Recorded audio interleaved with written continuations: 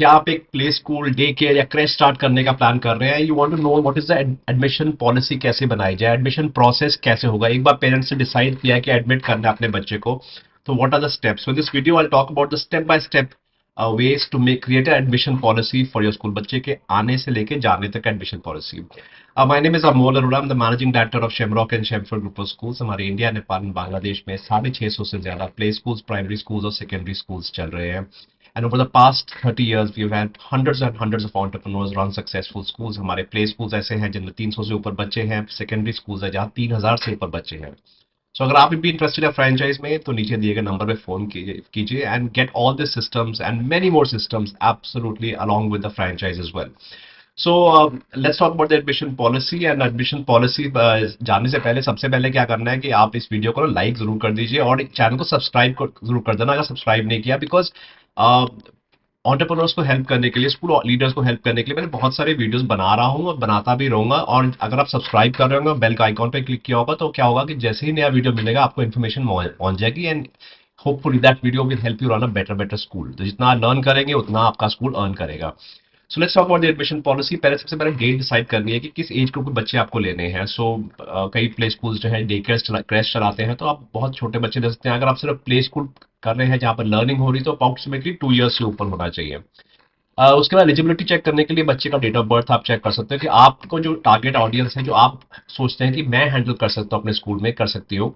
So accordingly उसको एक parents obviously शुरू में पेरेंट्स डॉक्यूमेंट सबमिट नहीं करते, बट उनसे पूछ सकते हैं कौन सी एज ग्रुप है, सो दैट वो बच्चा एलिजिबल है भी या नहीं, या आप हैंडल कर पाएंगे या नहीं। बिकॉज हर इंफ्रास्ट्रक्चर की अलग अलग जो एप्लीकेशन है। सो अगर आपका अगर आप बच्चा छोटा लेते हैं तो आपकी रिक्वायरमेंट्स अलग हो जाती हैं। जैसे डायपर आपको होने चाहिए, मेड्स होने चाहिए, डायपर चेंजिंग एरियाज होने चाहिए। So that is for younger kids. अगर बच्चा 2 साल है, टॉयलेट ट्रेन बच्चे ले रहे हैं आप, तो आपको अपनी पॉलिसी के हिसाब से, अपने मॉडल के हिसाब से आपको बच्चों की एज ग्रुप को लेना है। बिकॉज कई बार क्या करते हैं लोगों के इंफ्रास्ट्रक्चर जो है, जैसे सपोज 2 ईयर्स प्लस के लिए हिसाब से है, लर्निंग है, क्लासरूम इन्वायरमेंट है, वो छोटा बच्चा ले लेते हैं। वो एक बच्चे को मैनेज करने के लिए पूरा रूम चाहिए, बच्चा रोता है सब और बाकी बच्चे डिस्टर्ब होते हैं। तो पहले सबसे पहले ना अपने आप को जरूर कंसिडर करो कि व्हाट आर योर स्ट्रेंथ्स, आप किस टारगेट ऑडियंस को कर रहे हैं, and don't be scare to say no. अगर आपको लगता है कि ये एज ग्रुप को मैं नहीं टारगेट कर सकते, मेरे पास वो इंफ्रास्ट्रक्चर नहीं है, वो स्किल सेट नहीं है, तो आप मना भी कर सकते हैं। Don't get, lot of people get greedy और बाद में पछताते हैं बिकॉज बच्चा ले लिया, अब मना कैसे करें। बिकॉज पेरेंट्स कहते हैं हमने आपके डे केयर के हिसाब से हमने अपना घर चुना, अब आप मना करोगे तो हम बच्चे को कहाँ लेके जाएंगे। सो बी वेरी केयरफुल। सबसे पहले डिसाइड करो किस एज ग्रुप में करना है, और उसके बाद जब भी बच्चे एडमिशन आए तो आप यू शुड ऑलवेज वेरीफाई कि वो क्या वो सही एज ग्रुप है या नहीं है। उसके बाद ऑब्वियसली आज पेरेंट्स के आप अपना एडमिशन फॉर्म भरें, उनको डेडलाइन दीजिए। ऐसे अनलिमिटेड नहीं होता कि कोई भी, अगर वो आपके पास स्पेशली अगर लिमिटेड सीट्स हैं आपके पास इस सेशन में, अगला सेशन आने वाला है, तो आपको उनको टाइम देना पड़ेगा कि इस टाइम के अंदर आपको अपनी सीट्स भरनी, मतलब फॉर्म भरना होगा, फिर पेमेंट करनी होगी सीट ब्लॉक करने के लिए। और जो फीस है वो आइडियली आप डिसाइड कर सकते हैं। अगर आप बहुत अर्ली ले रहे हैं एडमिशन, सेशन से बहुत टाइम है, तो आप उसको रिफंडेबल कर सकते हैं। अगर वो चाहते हैं कि एक बार चलो साइकोलॉजिकली पेरेंट बुक ब्लॉक्स तो करें, उसको रिफंडेबल कर सकते हैं। अगर आप रिफंडेबल नहीं करते तो आप उसको नॉन रिफंडेबल करेंगे। बट नॉन रिफंडेबल में अगर आप बहुत कम अमाउंट लेंगे तो हो सकता है, ये मत समझो कि आपने सपोज सितंबर में एडमिशन ब्लॉक कर लिया एंड अप्रैल में क्लास सेशन स्टार्ट होना है। सो आपने अगर आपने 1000-2000 रुपए लिए, तो ऐसे एरिया से जहाँ पे पेरेंट्स सिटी गाड़ी जाने दो, they are not care too much. तो आपको इतना अमाउंट लेना है कि पेरेंट अभी दे दे, अगर आप बहुत अर्ली बुकिंग ले रहे हैं अभी दे दे, लेकिन एट द सेम टाइम उसको पिंच भी होना चाहिए कि वो लॉस ना हो। तो वो अलग अलग एरिया के हिसाब से अलग अलग अमाउंट, मस्जिद में अमाउंट नहीं बता सकता बिकॉज अलग अलग टाइम पे अलग अलग अमाउंट बन जाती है आपको। सो अगर आप बहुत अर्ली एडमिशन प्रोसेस अपना ओपन कर रहे हैं नेक्स्ट सेशन के लिए, तो अमाउंट इतना होना चाहिए कि पेरेंट्स को फील हो कल को अगर नहीं लेते, ब्लॉक करते आप, बिकॉज आपकी सीट चलेगी, आपने किसी और को मना कर दिया बिकॉज आपके पास सीट्स लिमिटेड थी।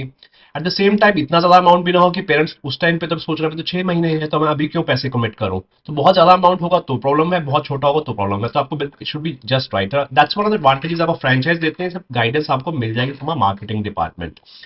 उसके बाद जब एप्लीकेशन कंप्लीट हो जाए तो ऑब्वियसली उसको एक्सेप्ट कीजिए। Then normally day care play schools में एडमिशन इज नॉट ऑन, कोई टेस्ट नहीं होता बच्चों को, बच्चे बहुत छोटे हैं, कोई टेस्ट कैसे लेंगे आप।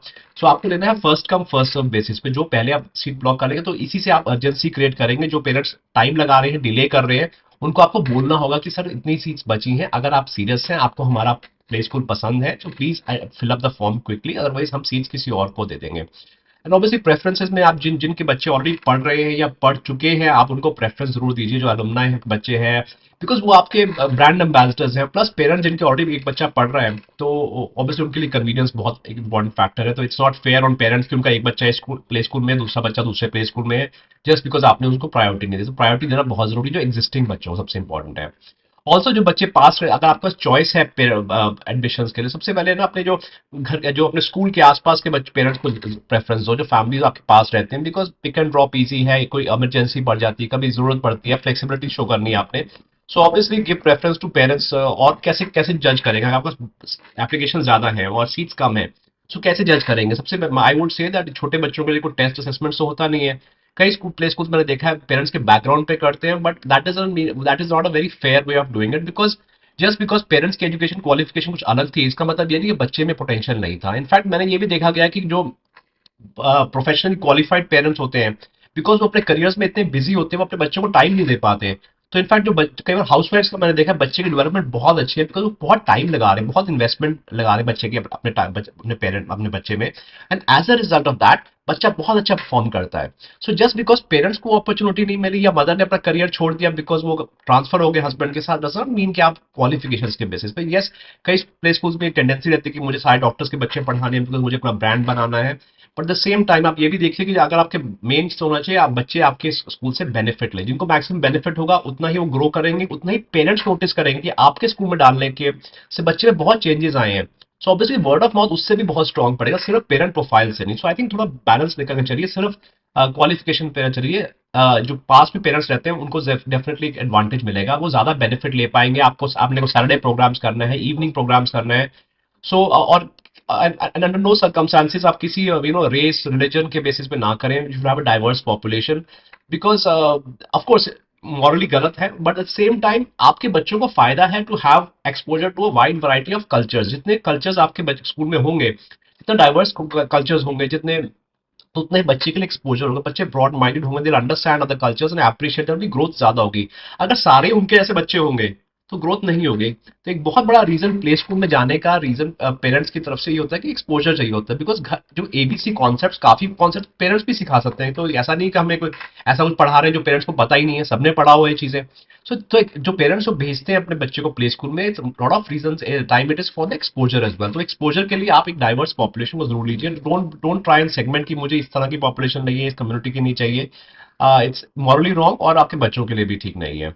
सो उसके बाद ऑब्वियसली एडमिशन ऑफर आप उनको इंटीमेट करेंगे, आप फोन से फोन कर दीजिए, फोन नहीं उठाते आप एक व्हाट्सएप मैसेज ड्रॉप कर दीजिए। कई बार पेरेंट्स नहीं उठाते नंबर, तो आप उनको एक डेडलाइन दे सकते हैं मैसेज में कि अगर सेकंड टाइम भी उन्होंने रिस्पॉन्ड नहीं करा व्हाट्सएप पे या फोन नहीं उठा रहे आपका, तो वो कह सकते हैं सर अगर by this date this time के साथ अगर आपने नहीं रिस्पॉन्ड किया तो सीट किसी और को दे दी जाएगी।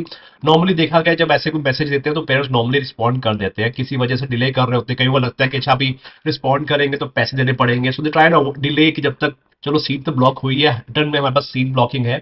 सो कई बार पेरेंट्स डिले करते हैं, बट थोड़ा सा ऐसा नज करने पे वो फिर नॉर्मली रिस्पॉन्स दे देते हैं। उसके बाद आपको उनके जब एक बार आपका डॉक्यूमेंटेशन वगैरह हो जाए उनका, then obviously they must pay the fees, आपके जो भी फीस जो भी ड्यू है जो भी है। एंड उनको बताना होगा कि फी पॉलिसी जरूर बताइए उनको कि फीस इस डे पे आपकी क्या क्या पॉलिसीज, अलग अलग एरियाज में अलग अलग फीस स्ट्रक्चर चलता है, मंथली क्वार्टरली वीकली डेली, ऐसे मैंने कई कई स्कूल्स में देखा है, स्पेशली डे केयर्स में। So what is your fee policy, you have to, जब वो आते हैं उनको इन्फॉर्म कीजिए क्लियरली, बिकॉज जो जब वो एडमिशन लिया था अब 6 मंथ्स हो गए, वो भूल जाते हैं, फिर बाद में ना वो फॉलो अप करने का जो वो एफर्ट है वो बहुत लगता है। प्लस पेरेंट्स को लगता है आप इसलिए फोन कर रहे हैं बिकॉज आप मनी रिकवर कर रहे हैं, तो अच्छा नहीं लगता। तो शुरू में जब आए हैं दे आर एक्साइटेड, बच्चा स्कूल स्टार्ट करने वाला है, तो उस टाइम पे उनको जरूर समझाइए कि फी पॉलिसी क्या है, और लेट फी पॉलिसी भी होना चाहिए। अब लेट फीस क्या होता है कि पेरेंट्स टाइम पे पे नहीं करते, तो आप फॉलो अप करते रहते हैं, you try and recover your fees. कई पेरेंट्स ऐसे हैं, जिद्दी हैं, कहीं पैसा नहीं है, वट एवर रीजन। बट जो पेरेंट्स पूछते हैं सर लेट फी क्यों ले रहे हो, इतना तो इंटरेस्ट नहीं है, इंटरेस्ट की बात नहीं होती है, आपको समझाना है कि जो एफर्ट लगती है हमें फॉलो अप करने में, प्लस हमारा सारा एडमिनिस्ट्रेटिव डिपार्टमेंट, उनकी रिपोर्ट्स तैयार करना, कितने पेरेंट्स की पेंडिंग है फीस, वो बहुत कॉस्ट आती है स्कूल को, इसलिए लेट फी लिया था। And let fees is a way of discouraging कि आप लेट मत कीजिए, टाइम से पे करना, बिकॉज हमें भी अपने खर्चे हैं, रेंट्स है, सैलरीज है, टाइम बिजली का बिल है, सब टाइम से ही पे करना है। तो अगर अगर हमारी फीस की रिकवरी प्रिडिक्टेबल नहीं है तो हम खर्चा कैसे करेंगे? यहाँ पर एक फ्रेंचाइज का बहुत बड़ा एडवांटेज होता है, बिकॉज फ्रेंचाइज में हमारी फ्रेंचाइज लेंगे आप, तो आपको एक बना बनाया सॉफ्टवेयर सिस्टम मिलता है जहां पर पेरेंट्स को खुद दिखता है कि अगर वो पे नहीं करेंगे तो उनका सॉफ्टवेयर अपने आप चलना बंद हो जाता है। और सॉफ्टवेयर के बिना ना उनको जीपीएस पे दिख रहा है कि बच्चा कहाँ पहुंचा है, उनको करिकुलम मिलना बंद हो जाता है, बिकॉज सॉफ्टवेयर डिजाइन ही ऐसा है कि अगर फीस नहीं आएगी तो वो एज्यूम करेगा बच्चा एनरोल्ड नहीं है हमारे स्कूल में। एंड प्लस कई बार क्या होता है, लोकल ऑन्टरप्रनोर जो स्कूल चलाते हैं वो अपने लोकल पेरेंट्स के साथ वो कुछ ऐसा नहीं बोल पाते कि कि आप फीस दीजिए, तो थ्रेटन नहीं कर सकते बिकॉज वो उनको रिलेशनशिप मेंटेन करना है कम्युनिटी के साथ। बट फ्रेंचाइज में क्या होता है, बिकॉज वो सिस्टम पे आ जाता है, तो सिस्टम की वजह से कोई बहस नहीं करता है। फॉर एग्जाम्पल आप एक मैकडोनल्ड्स पे जाते हैं, तो मैकडोनल्ड्स पे आके कोई बोलता है, अगर वो बोलते हैं बर्गर की प्राइस 150 रुपीज है खाने की, तो आप ये तो नहीं बोलते ना 120 दूंगा मैं। बट लोकल स्कूल में चैलेंज बहुत आते हैं। आई एम श्योर अगर आप स्कूल चला रहे हैं तो यू एग्री, अगर ऐसा है तो प्लीज जरा कमेंट्स में लिखना कि ऐसा क्या क्या होता है कि जब पेरेंट्स से आप फीस मांगते हैं, स्पेशली लेट फीस मांगते हैं, क्या वो देते हैं, तो आप क्या स्ट्रैटेजीज यूज करते हैं। तो डेफिनेटली कमेंट्स में लिखिए, so that other entrepreneurs can also benefit. और आई एम श्योर जो अगर आप वीडियो देख रहे हैं तो नीचे कमेंट्स को जरूर पढ़िए, आई एम श्योर थोड़े कमेंट्स आएंगे कि क्या क्या चैलेंजेस आते हैं जब लेट फीस रिकवर करने में। सो ये सब चीजें हमको बतानी जरूरी है। उसके बाद आपको देखना है कि जो बच्चा है वो किस प्रोग्राम में जाएगा, कौन सी एज ग्रुप के हिसाब से उसको। तो कई बार पेरेंट्स की ना इंसिस्ट करते हैं कि हम मुझे बच्चे को इस क्लास में जाना है, तो आपको देखना है कि क्या वो बच्चा सूटेबल है एज पर एज और एबिलिटी एज वेल। तुम बच्चे की एज कितनी है और उसको ऑलरेडी कितना आता है, उसके बेसिस पे आपको डिसाइड करना है कौन से ग्रुप में है, एंड होपफुली आप काउंसिल करेंगे। कई बार पेरेंट्स इस बात पे भी एडमिशन रोक लेते हैं कि नहीं मुझे उस क्लास में बच्चे को कराओगे तो ही मैं कराऊंगा। तो आपको ये दिखाना है कि देखो स्टेट के नॉर्म्स होते हैं, एज ग्रुप को लेके हर स्टेट के अपने अपने नॉर्म्स हैं, तो आपको वो स्टेट के नॉर्म्स फॉलो करने, आपकी अपनी मर्जी नहीं होती ना। तो अगर वो किसी और प्ले स्कूल में जा रहे हैं और वो कमिट कर रहे हैं कि हाँ मैं दूसरा क्लास दे दूंगा, तो आगे जाके बच्चे को प्रॉब्लम हो जाएगी, हो सकता है उस बच्चे को एक क्लास रिपीट करनी पड़े। सो इमेजिन करो बच्चे को पर उस दूसरे प्ले स्कूल ने एडवांस क्लास में डाल भी दिया चलो एक बार के लिए, बिकॉज इतनी डे टू डे चेकिंग तो होती नहीं, माइक्रो चेकिंग तो गवर्नमेंट से होती नहीं है। बट इमेजिन करो, तो एक तो उस पर आज स्ट्रेस पड़ेगा बिकॉज वो एक एडवांस करिकुलम में जा रहे हैं जो कि उसको नहीं जाना चाहिए, उसको स्टेप बाय स्टेप ग्रो करना चाहिए। लेकिन अगर वो नेक्स्ट क्लास, वो क्लास 1 में जहाँ क्लास 6 प्लस की एज अब नहीं आ गया as per new education policy, तो उसमें क्या होगा, तो बच्चे को यूकेजी दोबारा रिपीट करनी पड़ सकती है। एंड बच्चे को अच्छा नहीं लगेगा कि मेरे सारे बच्चे किसी और क्लास में चले गए, मैं वहीं का वहीं और वही बुक दोबारा पढ़ रहा हूँ। सो आपको काउंसिल करना है कि अगर कोई ऐसा स्कूल ऑफर कर रहा है higher grade then what is allowed, तो कल को आपके बच्चे को ही प्रॉब्लम आएगी, आपको प्रॉब्लम आएगी। सो टेल देम दिस, उनको गाइड कीजिए क्यों स्टेप बाय स्टेप ग्रो करना इजी है। बिकॉज कई बार ना पेरेंट्स को आपको टेंडेंसी होती है कि मेरे वो सोचते हैं कि अगर मेरा बच्चा आगे की क्लास में चला जाएगा तो उसको एक हेड स्टार्ट मिल जाएगा, उसका एक साल बच जाएगा।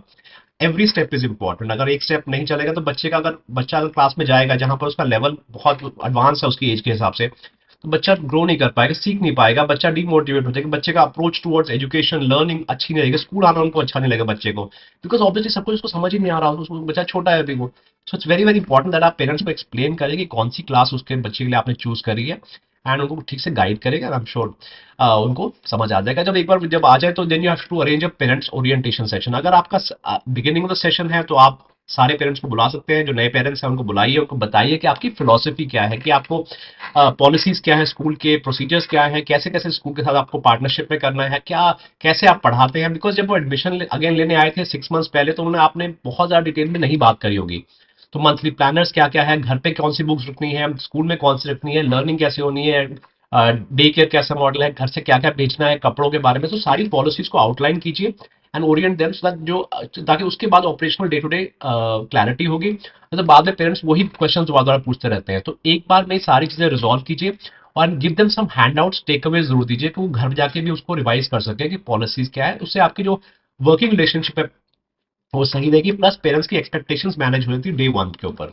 अगर आपके पास कोई बच्चे आप लेना प्लान कर रहे हैं विद स्पेशल नीड्स, आप एक इंक्लूसिव स्कूल बनना चाहते हैं, तो स्पेशल नीड्स के लिए अगर आप सोचते हैं कि आपको पहले सबसे पहले आपको अपना डिसाइड करना है कि आप हैंडल करने के आपके पास कैपेबिलिटी है, आपके पास इंस्ट्रक्टर्स हैं, ट्रेनर्स हैं आपके पास, एंड अगर आप प्लान कर रहे हैं तो please ask them for a report from a specialist, जो उनके डॉक्टर्स हैं उनसे आप रिपोर्ट ले लीजिए कि किस तरह की उनकी बच्चा में वो है, स्पेशल चाइल्ड है।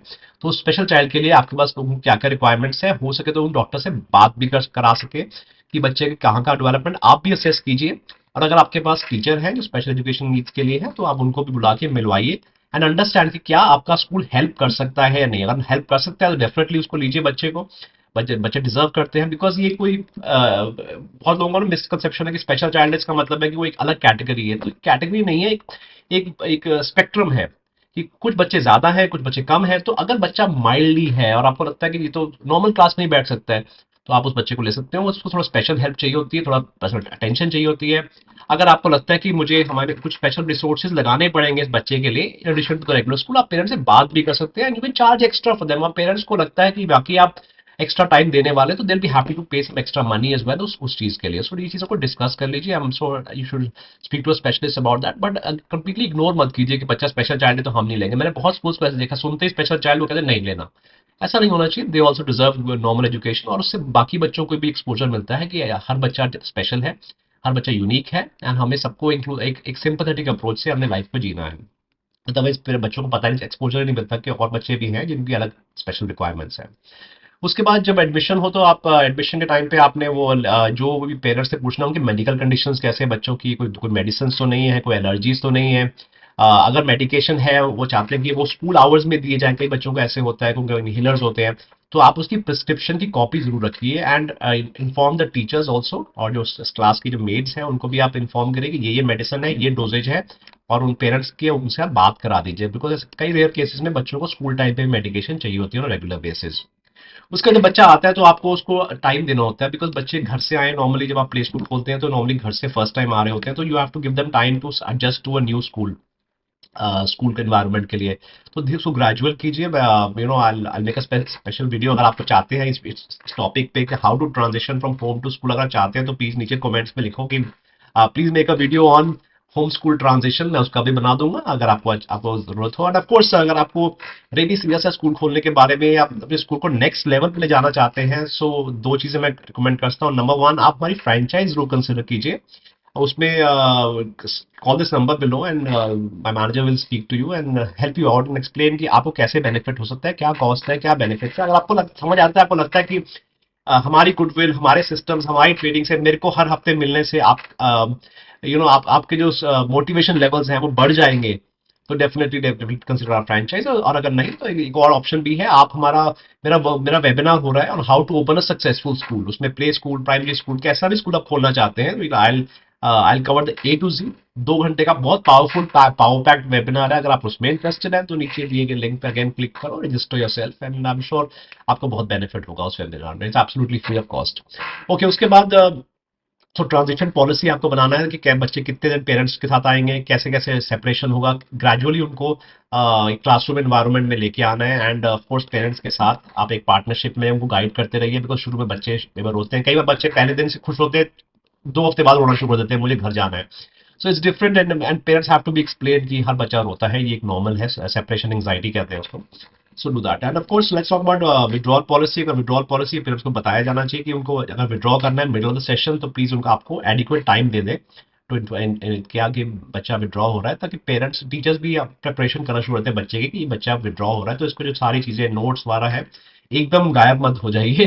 Tell the parents to inform you, कभी ट्रांसफर हो जाता है किसी वजह से बच्चे को विड्रॉ करना चाहते हैं। एंड ऑफ कोर्स उसमें उस केस में जो रिफंड पॉलिसी क्या रहेगी, तो पेरेंट्स को शुरू से ही ट्रांसपेरेंटली जब आप पॉलिसी आप ड्राफ्ट कर रहे हैं तो बना दीजिए, ताकि जब उनसे साइन भी करा सकते हैं तो अकॉर्डिंगली बाद में फिर तो चिक चिक नहीं होती, नहीं हमें तो कहा गया था सपोज। और बड़ी जो चीजें कई बार आती है कि एक बार सपोज आपने 3 मंथ्स की फीस ले ली, या बच्चा 1 महीने बाद विड्रॉ हो रहा है, मतलब 2 मंथ्स की फीस है, क्या वो रिफंडेबल होगी या नहीं, ये आपकी पॉलिसी बताएगी। आपने एनुअल फीस कॉम्पोनेंट लिया जो पूरे साल की एक्टिविटीज के लिए बच्चा, लेकिन 4 महीने पड़ा है, 8 महीने अभी पड़े हैं, so will it be proportionate refunded या नॉन रिफंडेबल, जो भी पॉलिसी है शुरू में क्लैरिटी से बता दीजिए। It's fine, parents understand that. But अगर आप नहीं बताएंगे तो obviously there is scope for misinterpretation. And of course जब आप एप्लीकेशंस दे रहे हैं तो एक वेटिंग लिस्ट जरूर बनाइए। अगर आपके पास एप्लीकेशन ज्यादा है, सीट्स कम है, तो make a waiting list and tell parents कि ये फर्स्ट कम फर्स्ट सर्व पे होगा, एंड जब भी नई सीट खुलेगी तो आपको इन्फॉर्म कर दी जाएगा। बिकॉज जब आप सीट एडमिशन क्लोज करते हैं, that means you've done a really really good job, that means आप school is successful, that means you've helped the community, और parents want more and more. आज इतना आप अकोमोडेट नहीं कर पाते। I think that's the goal of every school entrepreneur कि वो अपने स्कूल के एडमिशंस को बंद करें और एक वेटिंग लिस्ट स्टार्ट करें। तो I think as an entrepreneur बहुत अच्छा लगता है ना। सो अगर ये सब चीजें चाहिए, कैसे होगा, बट मैं कैसे कर पाऊंगा, मेरी क्वालिफिकेशन नहीं है, मेरा बैकग्राउंड नहीं है, तो मेरे वेबिनार में जरूर ज्वाइन करो ना, how to open a school. उसमें सारी चीजें कवर करूंगा, और होपफुली आपको गाइडेंस, मोटिवेशन, स्ट्रैटेजीज बहुत सारे मिलेंगे on how you can run a successful school. So if this video was useful for you, give it a thumbs up. इनमें से बताना कौन सा पॉइंट आपको सबसे अच्छा लगा जो आपको सोचा नहीं था, mention in the comment section as well. And of course before going, subscribe to the channel, give it and bell icon पे भी क्लिक करना है। And if you have some entrepreneur friends, आपके कुछ फ्रेंड्स हैं जो स्कूल चला रहे हैं या आपके टीचर्स हैं, उनके साथ ये वीडियो जरूर शेयर करो, ताकि मिलकर आप एक अच्छी एडमिशन पॉलिसी स्कूल के लिए बना सकते हैं। I hope this video was useful for you. This is Amol Arora signing off. Take care. The more you will learn, the more your school will earn.